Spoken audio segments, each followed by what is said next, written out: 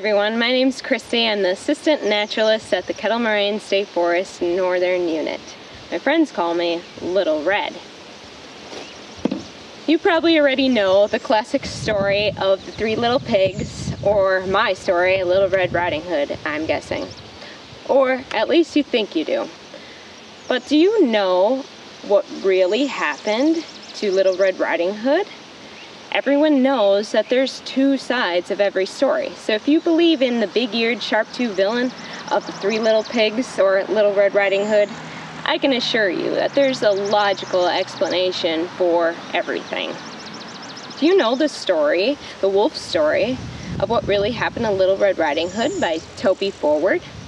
Let me paraphrase the story for you. It all started with the wolf doing odd jobs for Grandma around the house.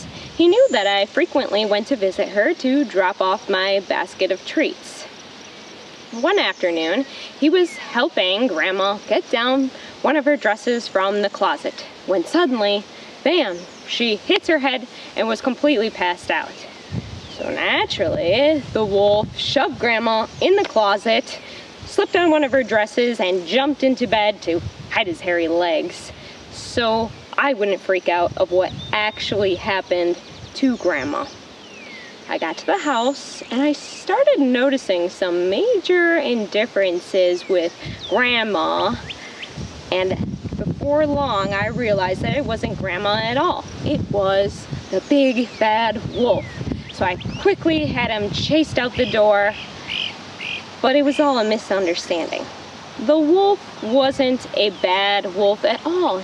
He was a good wolf, just trying to help out a friend in need. This is not your German Shepherd or your pet husky. This is the gray wolf, or the timber wolf, the only species found in the state of Wisconsin. In the mid-1800s, wolves were hunted to mid-extinction. But with efforts from the state and the federal government, their population has climbed to about 915 animals in the state. Wolves are seen as a threat, a danger, an intruder in the household, when wolves, in fact, are not at all that. They are actually very shy of people and don't come in contact with them at all. But like any wild animal, if they feel threatened or if they rely on humans for food, they can become a danger. The wolf is about 5 feet in length, or one of me. A male wolf can actually weigh up to 75 pounds full grown. They can be identified by their grayish coloration, or they can be black as well, and if you're lucky you might see a white wolf, which is just an older gray wolf. Their track size is about your hand, or 4 inches in length. There's no other canine species that is as large as a gray wolf. It is the largest of the dog family.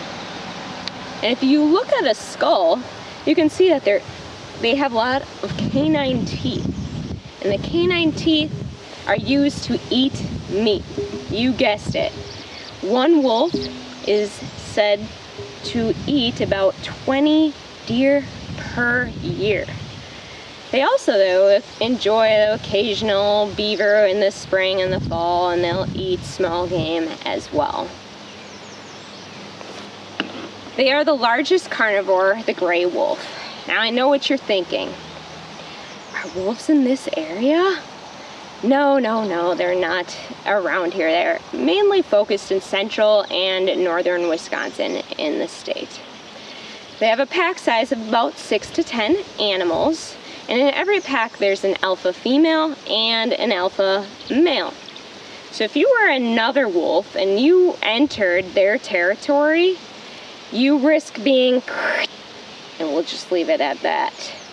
You can identify a territory if you were another canine species based on their scent and the traces that they leave behind, if you know what I mean.